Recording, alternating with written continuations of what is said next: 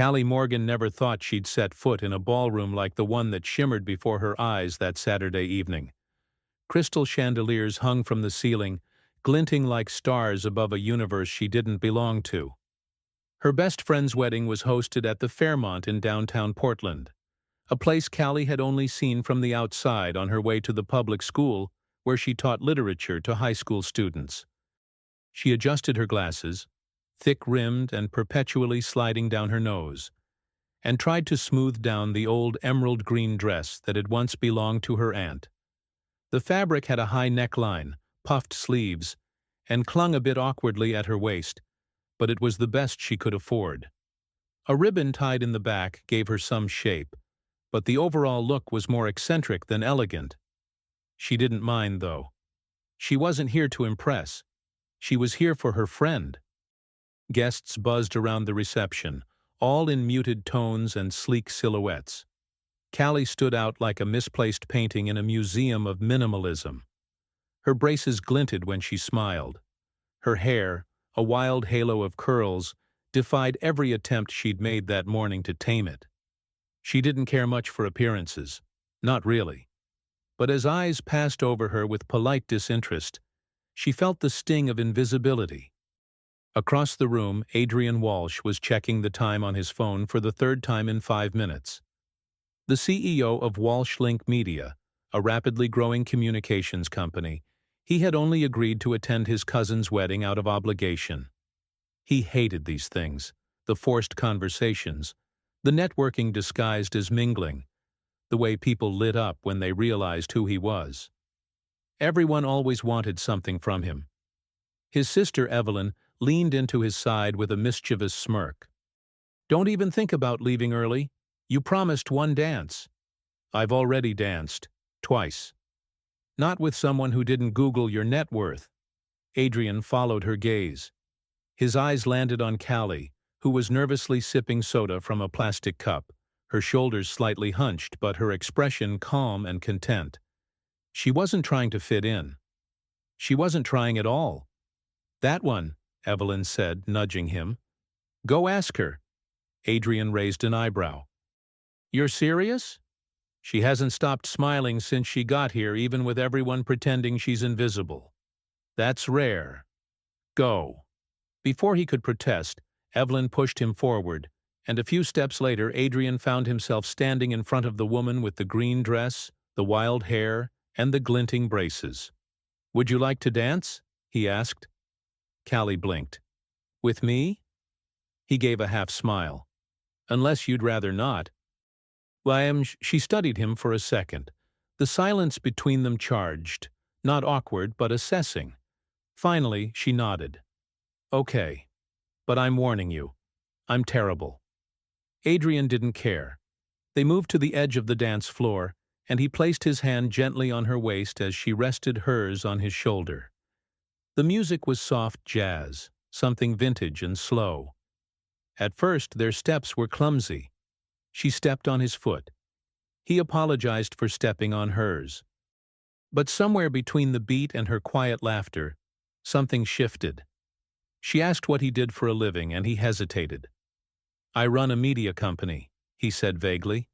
She didn't react. "Cool. I teach teenagers who hate Shakespeare. So we're both in tough markets." He laughed, genuinely. No one had ever described his job that way. They didn't talk about money. They didn't talk about success or failure. They talked about books and how much she loved The Great Gatsby. Not because of the glamour, but because of its emptiness. He told her he hadn't read it since high school, and she said he should try again. "Now that you probably understand the loneliness behind the glitter." It was just a dance. A short, quiet dance at a wedding neither of them really belonged to. But as the music faded and he stepped back, Adrian found himself asking, "Would you mind telling me your name?" She looked up at him with a tilted smile. "Callie? Callie Morgan." He nodded. "Adrian, nice to meet you." They didn't exchange numbers. He didn't promise to call. She didn't wait for it. But when he got home that night, her name stayed with him. Portland was a city of contrast. It rained often, but people smiled through the drizzle. There were sleek tech offices on one side of town and crumbling public schools on the other. For Callie, her world was tucked into the latter.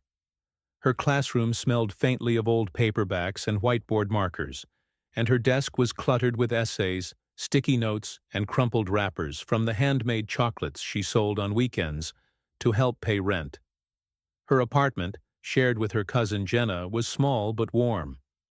Posters of classic novels lined the walls, and thrift store furniture filled every inch.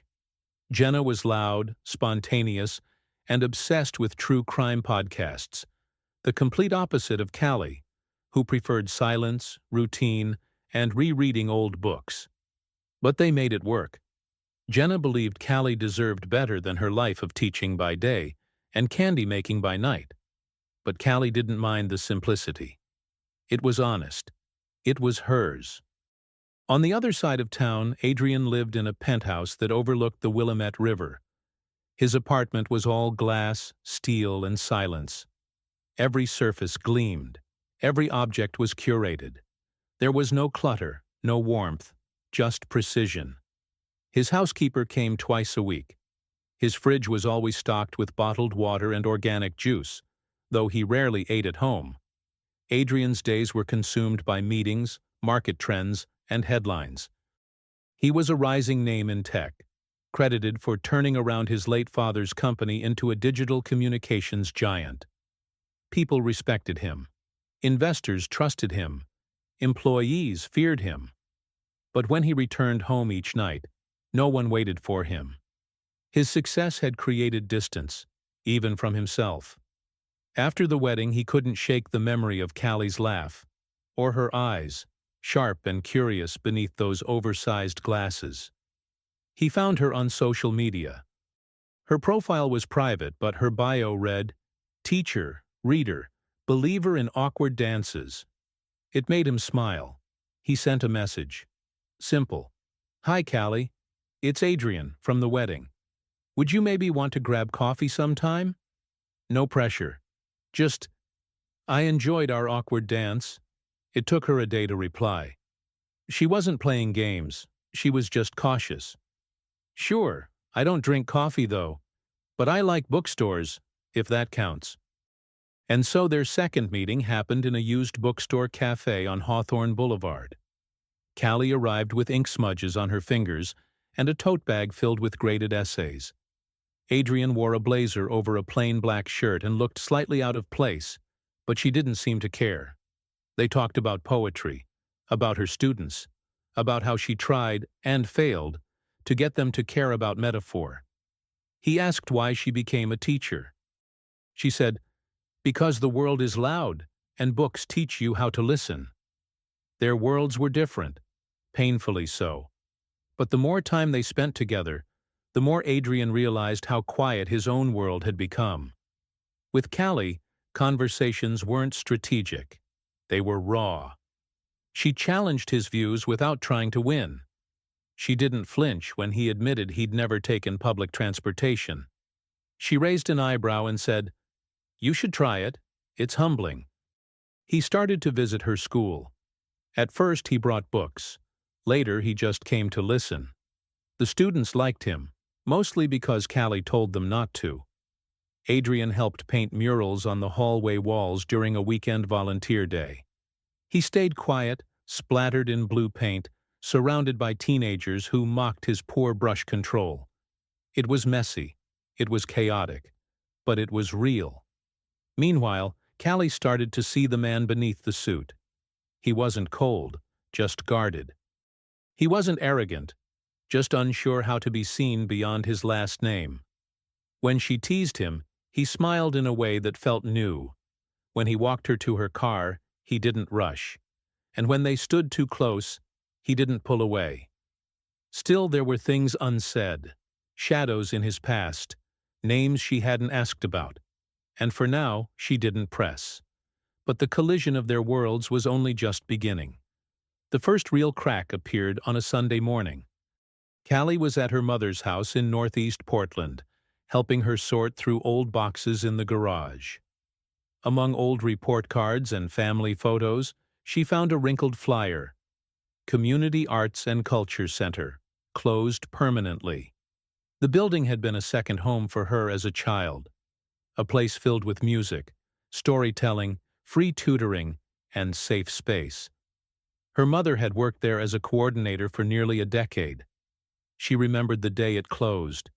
She was 17. Her mom came home with red eyes and silence. That same month, Callie got her first job selling snacks at a movie theater to help make ends meet. The scholarship she'd hoped for never came. She deferred college for 2 years. It was a wound she thought had scarred over. But flipping that flyer now brought the sting back. "What happened to this place again?" she asked, holding it up. Her mother glanced at the paper and sighed. It was part of that big corporate consolidation. Remember Walsh Media bought out several community-run programs under some development project? Said it was inefficient? Said they'd redirect funds? Nothing ever came of it. Callie froze. "Wait, Walsh Media?" That's the name. Why?" She didn't answer. Inside, her heart dropped. That night she didn't respond to Adrian's message. The next morning she didn't open the one he sent saying, "Want to meet at Powell's again? I found that poetry book you mentioned." She needed to breathe. She needed to decide if this was something she could forgive, or even face. When they finally met, 2 days later, her tone was different. "Why didn't you tell me your company was involved in shutting down community programs?" she asked, eyes steady, voice even. Adrian blinked. "I didn't know that. I mean, I knew the name sounded familiar, but—" "It was my neighborhood, Adrian. That decision changed everything for us. My mom lost her job. I had to drop out of school." "You should have said something." He looked genuinely stunned. "Callie, I wasn't part of the company back then. I was still in college when those deals happened. I didn't—" "But you knew. At some point, you saw my last name. You knew what your family name meant in places like mine. And you chose not to say anything." Adrian inhaled sharply, the weight of her words slamming into his chest. He wanted to explain, to tell her he hadn't seen her as a name on a file, but as someone entirely separate from the world he'd been born into. But that explanation felt hollow now. She didn't cry. She didn't raise her voice. But the quiet between them said everything. "I need time," she said. "I need to decide if this, whatever this is, can survive knowing where it came from." And just like that, she walked away. The days that followed were long and gray. Adrian sat in his office, staring at reports he couldn't absorb. His assistant asked 3 times about a board meeting he hadn't prepared for. Nothing mattered. He pulled up the acquisition records from that year.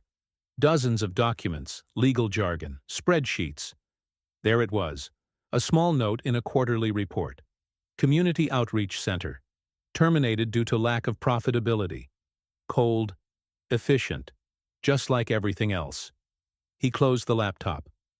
Meanwhile, Callie tried to carry on. She taught Shakespeare like it didn't sting. She handed out chocolate samples at the Saturday market with a smile. But everything tasted off. Everything felt like performance. She hadn't just lost interest in Adrian, she'd lost trust. And that, for her, was worse. But late one night, a student handed her a handwritten letter after class. "Someone donated a whole new set of books," he said. "No one knows who, but it came with this." The letter wasn't signed, but she knew the handwriting. It wasn't an apology. It was a list, itemized. Amount needed to restart the neighborhood program. Estimated cost to replace the income her mother had lost. Anonymous donations made to the local youth theater. A new initiative, the Morgan Fund, supporting arts education in underserved communities. Her heart didn't soften instantly, but it cracked, just enough to let something in. While the tension between Callie and Adrian simmered quietly in the background, life, as it often does, kept moving forward. At school, a new drama teacher named Maya was hired, a woman full of energy and bold ideas. She had a loud laugh, a shaved head, and wore mismatched earrings. She instantly clicked with Callie, and the two began planning an end-of-semester project, an interdisciplinary showcase blending literature and performance. It was during one of these planning sessions that Callie let something slip. "We might actually have a real budget this time. Someone made a huge anonymous donation." Maya raised an eyebrow. "Let me guess. Mysterious CEO boyfriend?" "He's not my—" Callie paused, sighing. "We're not anything right now." "Ah," Maya said knowingly. "So it's complicated." "Everything's complicated." Maya didn't push, but her presence brought something Callie hadn't felt in weeks: balance. The subtext of their friendship wasn't romantic rivalry or workplace drama. It was solidarity and support. The kind Callie hadn't realized she needed. Across town, Adrian's life was shifting in quieter, heavier ways. He'd started attending board meetings not as a CEO with bullet points and profit margins, but as someone who asked uncomfortable questions. What do we owe the neighborhoods we used to grow this company? How many of our initiatives actually reach the people we claim to serve? He wasn't met with applause. His VP of strategy warned him that focusing too much on emotionally driven projects would raise red flags with shareholders. Adrian didn't care. He had built a reputation as a visionary. Now he intended to prove that vision meant responsibility, not just expansion. In private, he worked with a group of educators and community leaders to reimagine the defunct cultural center where Callie's mother had worked. The new version would include digital literacy labs, job training programs, and an open mic poetry night, all named after unsung community members who had once kept the place alive. But he never told Callie. He never tried to win her back with gestures. He just kept showing up for a better version of the world she believed in. Meanwhile, Jenna, Callie's cousin, had been observing everything from their cramped apartment. She didn't love Adrian. Too polished, too rich, too outside their orbit. But she saw the way Callie softened when she spoke about him, even when she was mad. So one night, Jenna left a letter on the kitchen table. Nothing dramatic, just a few sentences in her messy handwriting. Sometimes people screw up because they've never been close enough to see the damage their world can cause. But when someone changes before being forgiven, that means something. Don't wait too long to figure out if it means enough. By the time the showcase arrived, the school auditorium was packed. Students performed monologues about identity, struggle, and finding voice. Callie's students wrote poems inspired by books they had hated at first, and now loved. She stood backstage, watching them shine, her heart fuller than it had been in weeks. Near the back of the room, unnoticed, Adrian sat with a donation receipt folded in his pocket. He didn't come to be seen. He came to remember why it mattered. It was the day after the school showcase when Callie received a call she wasn't expecting. Her mother had been invited to speak at a local community event, a small gathering organized by a new foundation supporting arts education in underserved neighborhoods. She wanted Callie to come with her. "I think you'll want to see what they're doing," her mother had said. "It feels familiar." The event was held in a modest recreation center still under renovation. Posters covered the walls, sketches of what the space would soon become: art rooms, performance stages, tech labs. A large banner read, "The Morgan Initiative." Callie stopped in her tracks. Before she could ask anything, her mother guided her toward a group gathered in a corner. Among them was a board of community leaders, educators, and one man standing slightly apart from the rest, watching quietly. Adrian. He didn't see her at first. When he did, he looked surprised, not smug or triumphant, just stunned that she was actually there. He made no move toward her. Her mother whispered, "He didn't tell me you two knew each other. He just listened to my stories. Took notes." Asked about every kid who used to come through the doors of the center. I thought he was just another suit. But I was wrong. Callie's chest tightened. She didn't approach him right away. Instead, she walked through the exhibit. She read proposal documents, saw pictures of community members she remembered from her childhood, and found a timeline listing the history of the old center, including the date it had been shut down.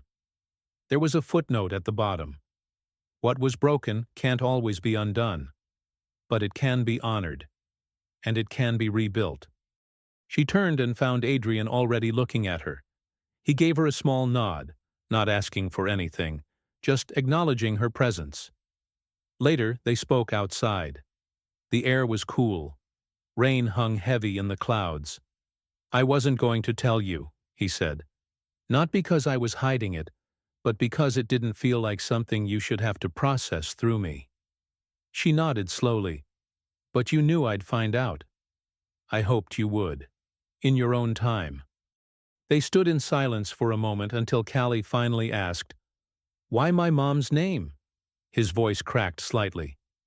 Because when she talked about the kids she used to mentor, she remembered every name, every face, every story. That kind of memory deserves more than an apology. It deserves legacy. She didn't respond at first. Her heart was loud in her chest. Adrian, she said carefully, this doesn't fix everything. I know. But it matters. He didn't reach for her. Didn't ask for a second chance. Instead, he said, I don't expect anything. I just wanted to be the kind of person who'd deserve the dance, if it ever happened again.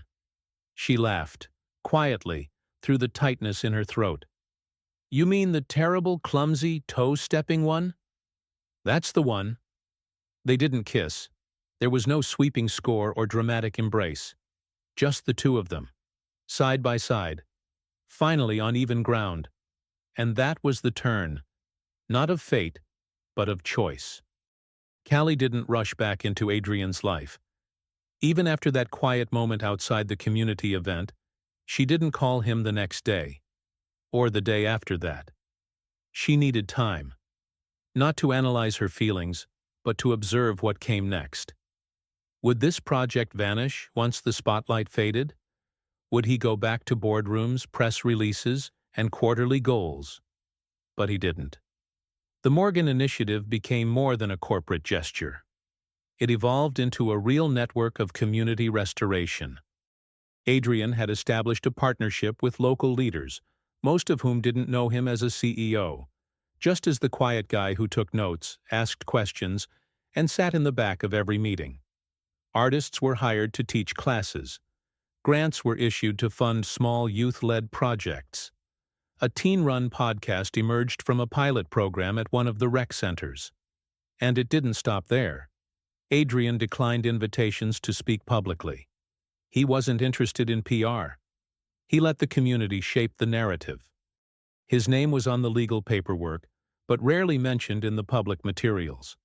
He showed up where it mattered, stayed in the background, and left before the cameras arrived. Callie noticed.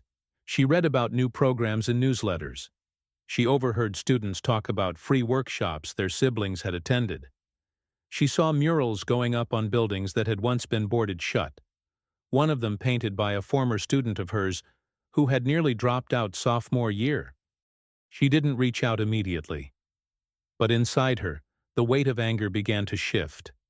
Not because the past was erased, it wasn't, but because someone who had been part of that damage had chosen to do something real, quiet, and transformative.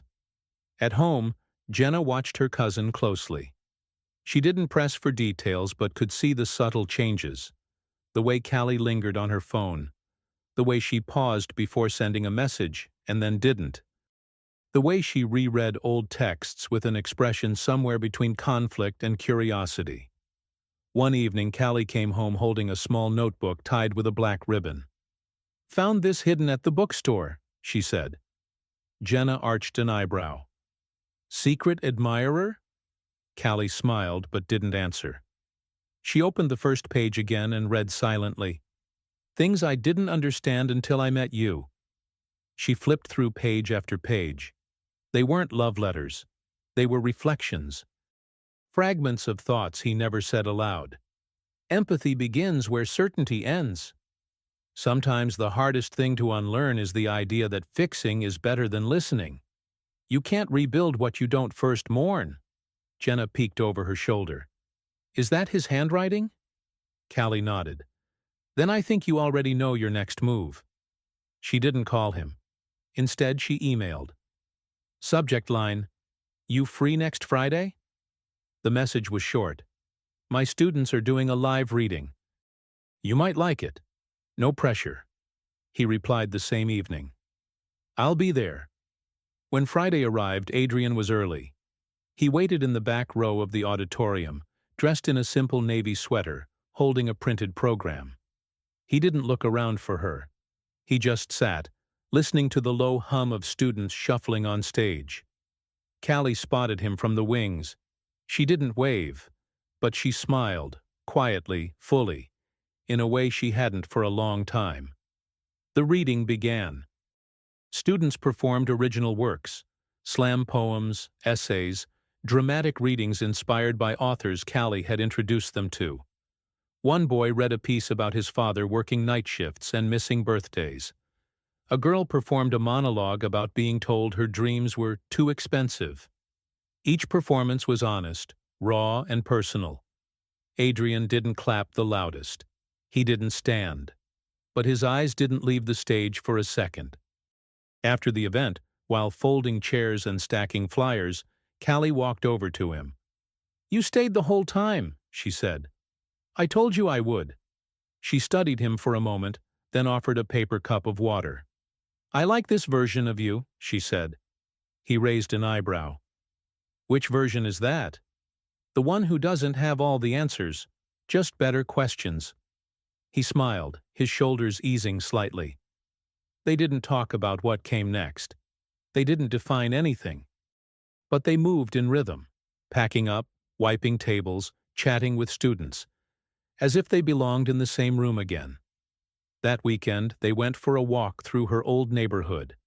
No cameras, no suits. Just the sound of shoes on pavement and the scent of late spring blossoms. She showed him the alley where she used to recite speeches to herself on the walk home from school.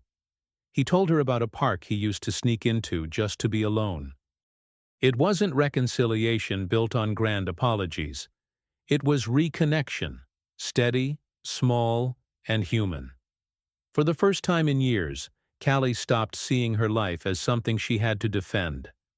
Her past, the struggles, the sacrifices, the corners she had cut to keep going, used to feel like baggage she carried on every first date, every new friendship, every interaction with people from a different world.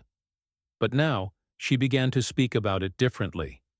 Not as a warning, not as an excuse, but as a foundation. At school, she redesigned her literature curriculum to include more authors her students could relate to. Instead of just teaching Shakespeare and Hemingway, she introduced poets from their own neighborhoods, stories about resilience and identity. When the administration pushed back, she stood her ground, this time with support from parents, local organizations, and even an anonymous fund that kept arriving right when she needed it. She no longer felt like she was fighting alone. And though she and Adrian hadn't defined what they were to each other, their connection had deepened. Not through constant dates or romantic declarations, but through consistency, through presence. He began to show up to small things. A student mural unveiling, a rainy Saturday fundraiser at the school library, a family literacy night where Callie read books aloud to second graders while Adrian helped pass out snacks in the back. He didn't try to fix anymore. He simply became part of what was already there. But growth wasn't linear, not for either of them. Adrian faced pressure from within his company. Investors questioned his philanthropic focus.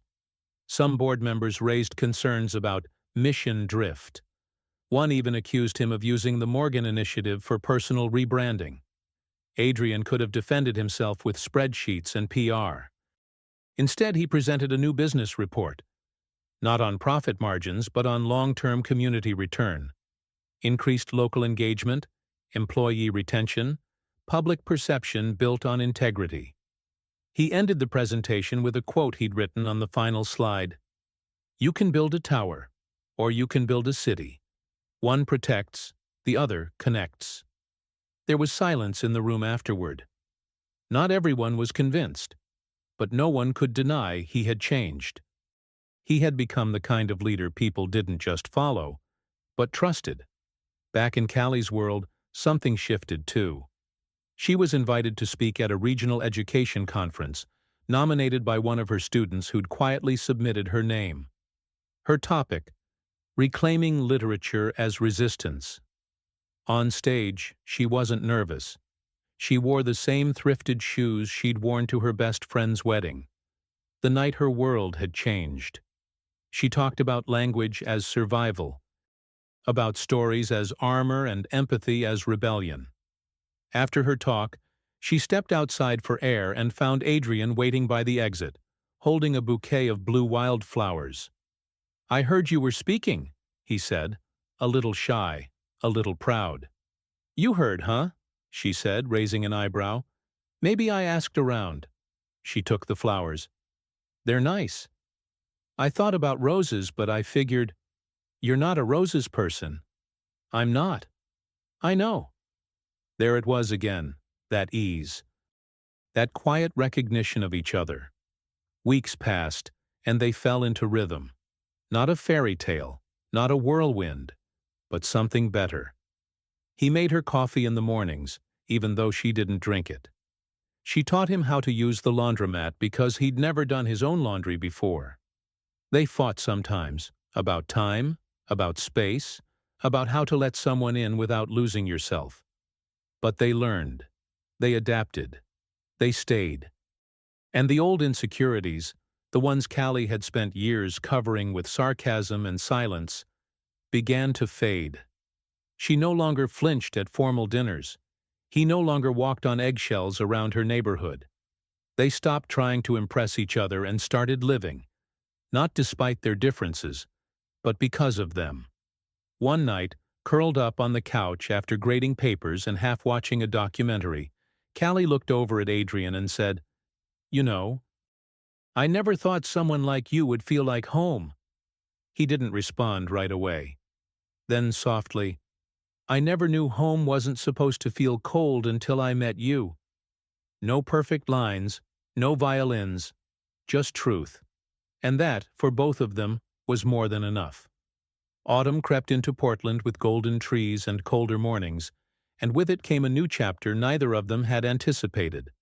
The Morgan Initiative had grown so rapidly that it began to catch national attention. Adrian was invited to speak at a major conference in Chicago. Not about tech, but about community responsibility. It was a moment that could redefine how CEOs across the country viewed their roles in social change. He hesitated. Not because he wasn't proud, but because he wasn't sure if speaking would make it about him again. He'd worked so hard to remove himself from the center of the story. Callie, ever pragmatic, gave him her thoughts over a grocery store parking lot conversation.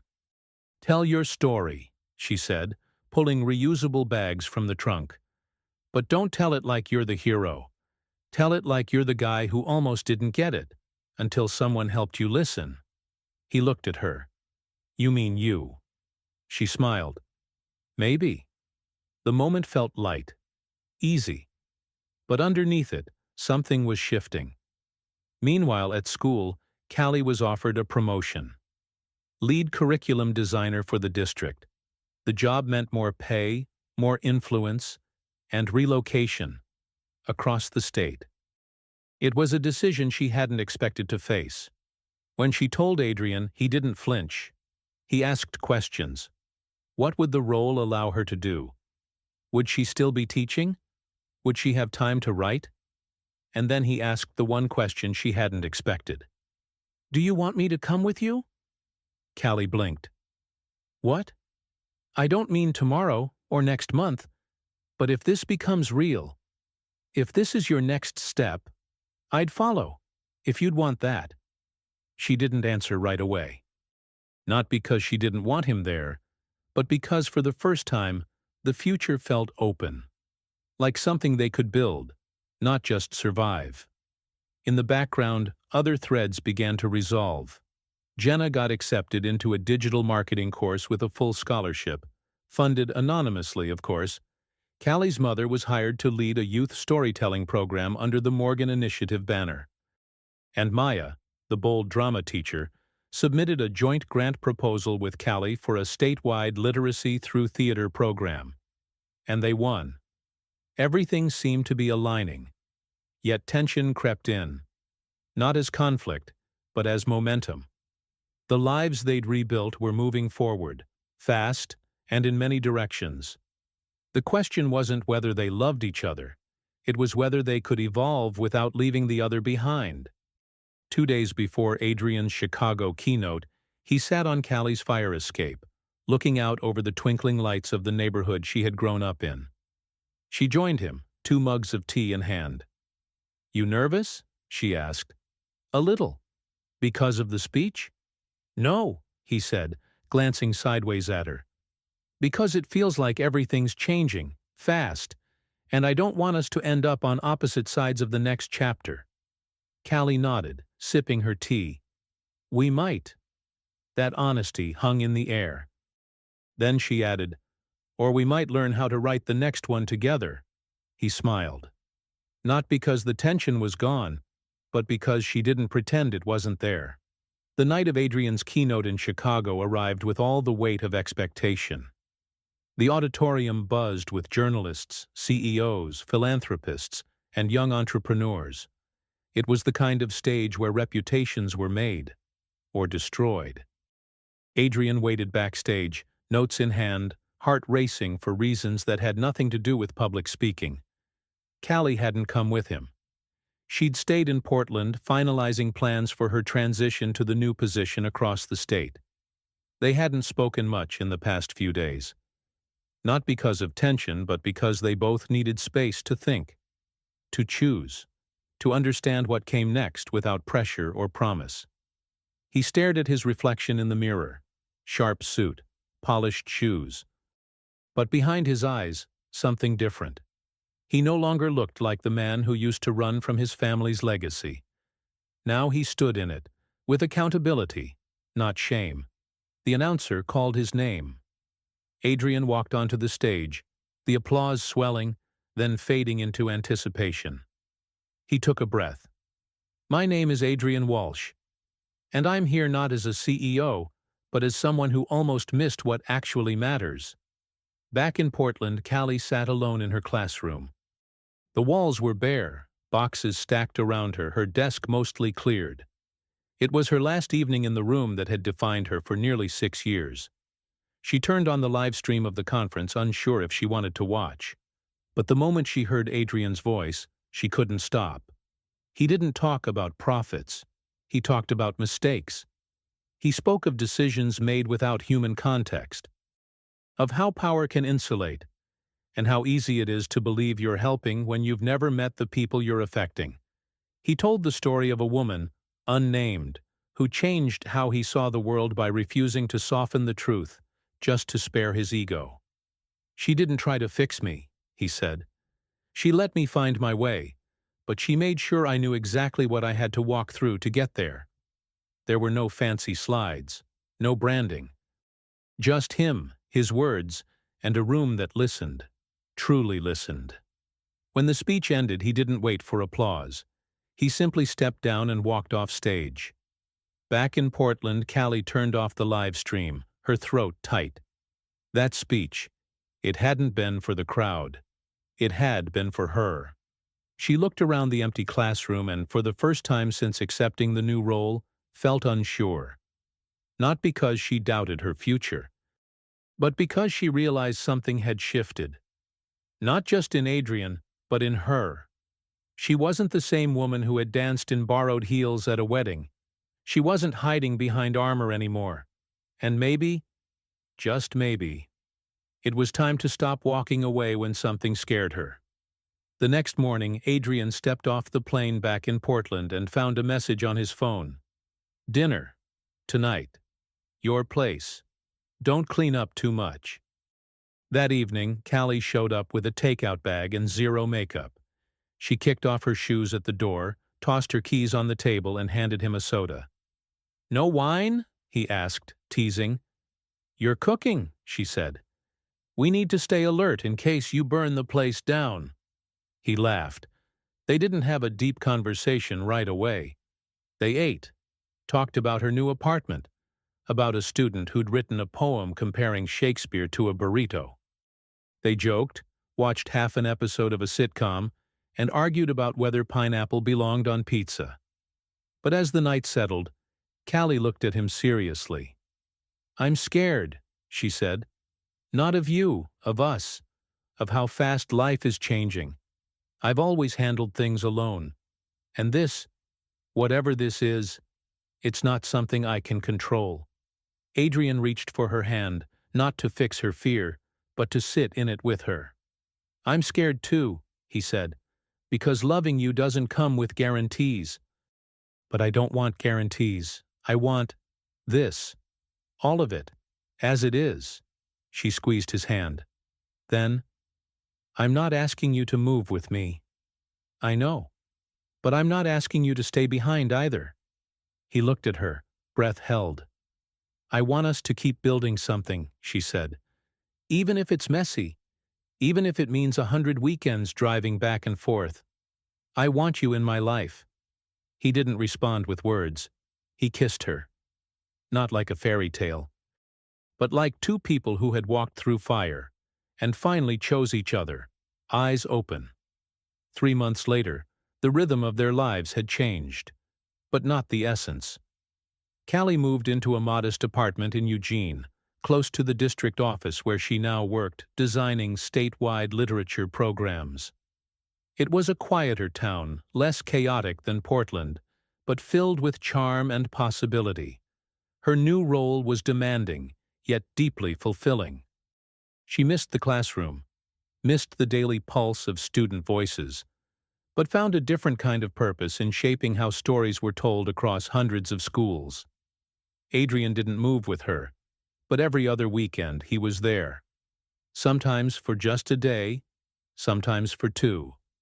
They'd grocery shop, argue over dinner ingredients, stay up too late talking, and read quietly in the same room. No need for constant words.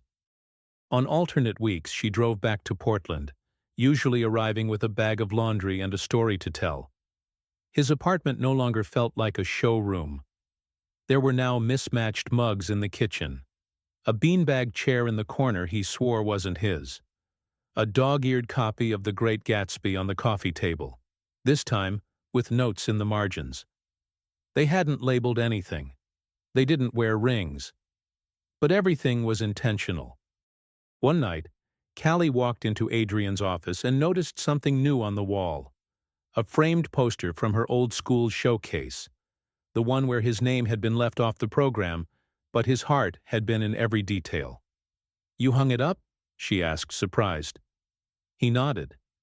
"It reminds me why I do what I do now, and who taught me." She didn't say anything, just stepped closer, pressed her forehead against his chest. They stayed like that for a while. No rush, no destination. Just a pause inside a life still being written. There were still challenges. Long distance wasn't easy. Their careers didn't slow down. Sometimes they fought over the smallest things, missed calls, forgotten messages, clashing schedules. But each time, they chose to stay in it. They had learned that love wasn't about perfection. It was about presence. And when people asked how they made it work, the girl from the school district and the Millionaire CEO, Callie would just smile and say, "We started with a terrible dance." And sometimes, that's exactly where the best stories begin. A year later, on a quiet spring afternoon, Callie received a package at her door. Inside was a single envelope and a small leather-bound book. The note read, "Volume 2, for the next chapter." She opened it to find blank pages, waiting to be filled. That weekend, she returned to Portland for a community poetry night hosted at the rebuilt center that now bore her mother's name. Adrian was waiting outside, hands in his pockets, that same uncertain smile from the first dance. No promises, no plans, just a story still unfolding, one page at a time. If this story moved you, even just a little, don't keep it to yourself. Share it with someone who still believes that love can be found in the most unexpected places, even after a clumsy first dance. Leave a comment telling us which moment resonated with you the most, and if you've ever met someone who changed the way you see the world. And if you'd like to hear more stories that make your heart ache and heal at the same time, make sure to like, subscribe, and stay with us. More chapters are coming.